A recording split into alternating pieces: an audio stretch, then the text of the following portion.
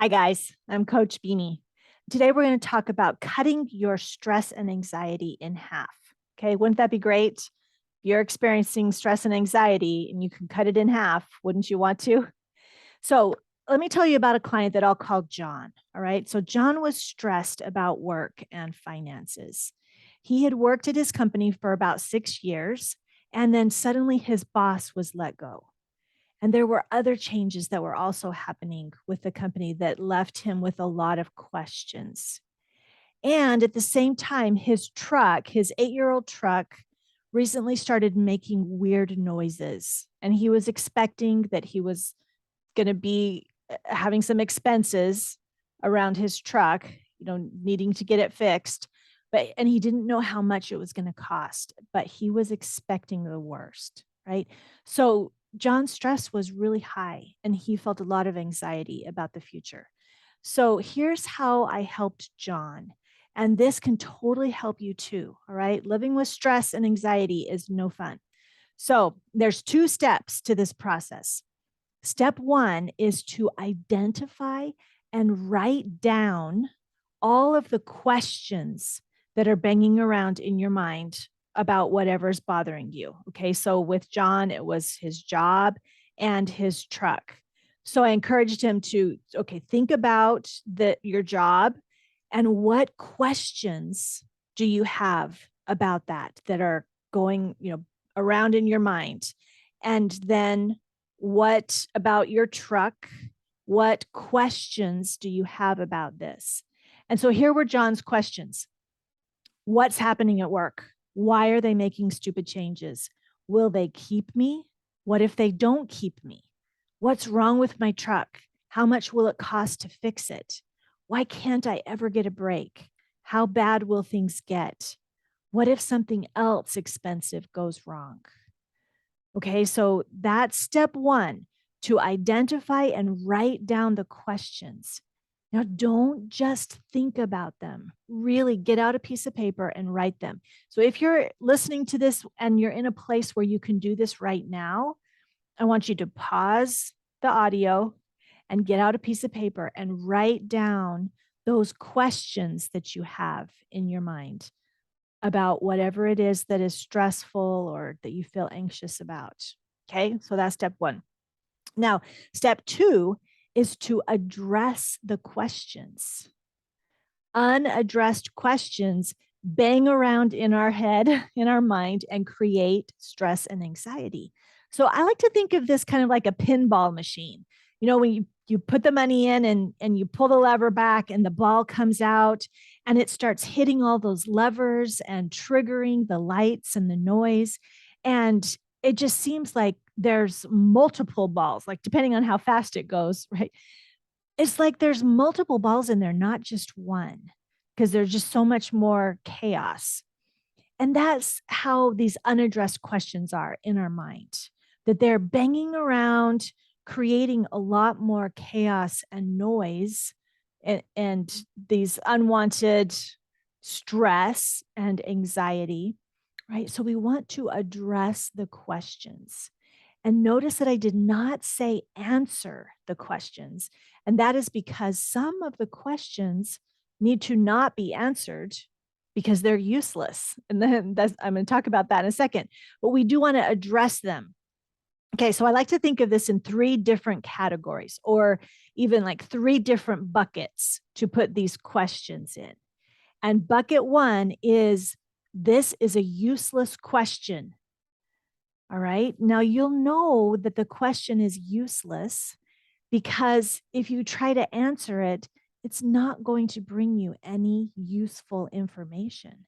So if we look at John's list, one that I would put in this category is why can't I get a break? Well, if you go to try and answer that question, it's not most likely it's not going to bring any useful information. It most likely is going to have you finding evidence that like you deserve this, you deserve things to go wrong, or I don't know, but it's not going to be useful, right? So so addressing that okay, this question is not going to be useful and putting it in that bucket, right? Um helps clarify that. And you can then, if it starts to come again, you can remind yourself that, okay, no, this is not a useful question. I'm going to manage my mind around this and not just spin in it. And then some things to do with it. Lots of times you can change it, change some words of it to be useful. Or maybe define something in the question that makes it more useful. So let's look at another of his questions, and that would be, why are they making stupid changes? Okay, so on the face of it, that is not a useful question. But if you take out the word stupid, because when we've got real strong judgment statements in our questions, that's going to keep us from being able to answer them or utilize them in a useful way. So the again, we don't want to be calling them stupid changes, but there are changes being made. And if you take out the word stupid, so change the question a little bit. And what I like to do is say, let's sprinkle some curiosity on this. Why are they making changes? If you truly are trying to be curious instead of judging, you can probably find some important, valuable answers. Okay. So again, this bucket is this question as it is useless. We can change it to be something that could be useful, or we can just manage our mind around, okay, I'm not going to be spinning. And then just notice when you tell yourself, this is a useless question, it quiets some of that stress and anxiety. Okay, so I want to really encourage you to do that. Now, the second bucket is for questions that cannot be answered yet. So it could be a useful question, but it doesn't have an answer yet.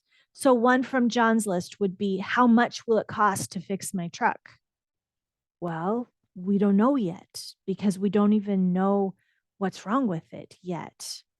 Right. But catching that question and addressing it, that, okay, yeah, when I'm thinking, oh my gosh, how much is this gonna cost? That fuels the stress and the anxiety. But addressing it, that, okay, we do not know how much it's going to cost. And then asking yourself a valuable question, this one, what is in my power here? So it is in this, if I'm John, it is in my power to get a couple of quotes. It's in my power to do some research. It is, there's lots in my power if I'm not just spinning in, oh my gosh, how much is this going to cost? This is terrible. Right. So again, this bucket is for questions that cannot be answered yet. And just recognizing that this question cannot be answered yet quiets the chaos, the stress, the anxiety a great deal. It's amazing. I really will encourage you to try this. Now, the third bucket is for questions that are useful and they just need to be answered.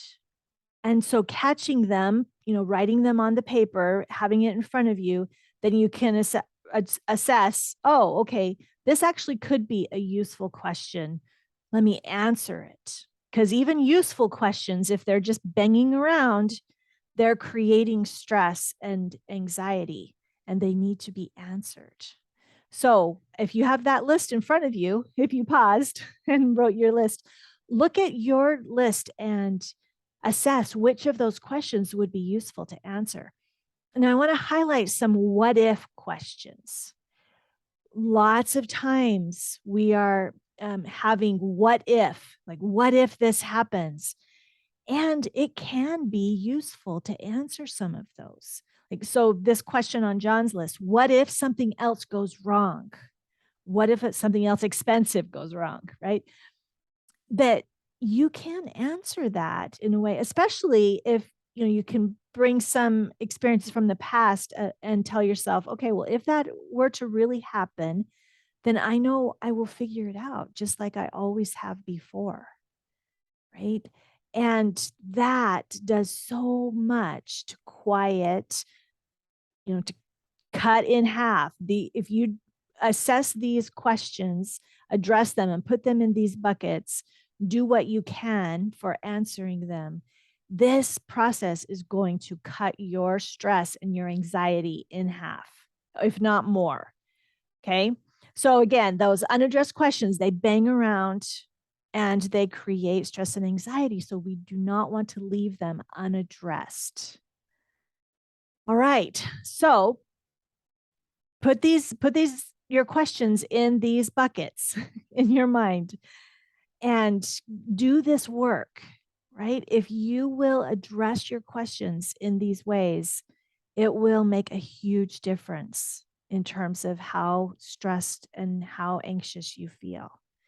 So go try it. All right. I'm Coach Mimi, and I will be here next time in the Good Guy Corner.